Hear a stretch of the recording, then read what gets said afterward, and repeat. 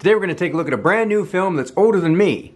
Let me explain. The film in question is Eastman Kodak XX or 5222, which is definitely not a new film. It's motion picture film that was introduced all the way back in 1959, but it's been available for still photography in 35mm for many years. I've shot the FPP's version, which is 24 exposures, DX coded.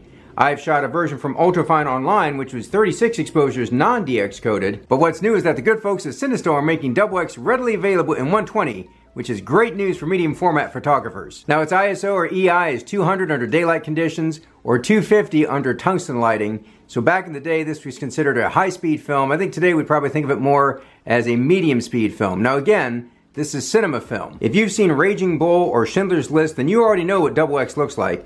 Those films and many other classic films have been shot on XX. It's got a classic cubic grain structure. It's not super high contrast. I featured XX in 35mm on one of my random roll episodes shot in Chicago, and I've got a link to that video at the end of this video. So I've really enjoyed shooting XX in 35, and I was pretty happy when CineStill announced they were releasing what they call BwXX in 120. Now the day they announced its release, I ordered some from Freestyle in California. Took about a week to get here, and of course when it did get here, I loaded it into my Pentax 6.7, and that's what's responsible for the images you're about to see. I developed the film with D96 Developer and then scanned the images with my Epson V550 using Epson Scan 2 software.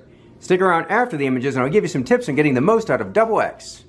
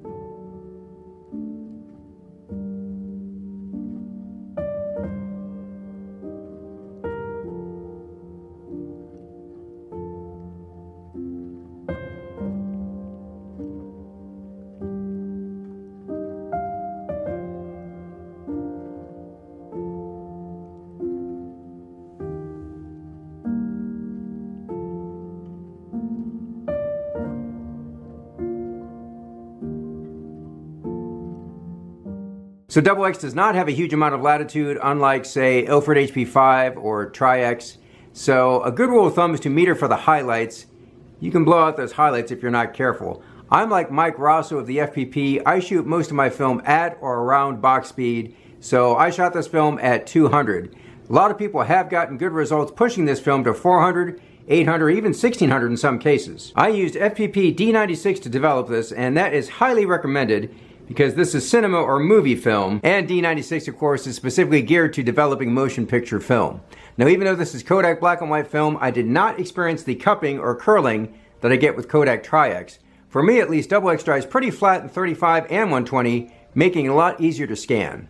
The going cost for XX is around $11.99 a roll US, so definitely more expensive than my standard HP5. 12 bucks puts it at about the same price point as Fuji Acros 2. XX is not as silky smooth as Acros for portraits, but if you're looking for a vintage movie feel and you've got a reliable meter, XX is a great choice and it's worth the occasional splurge.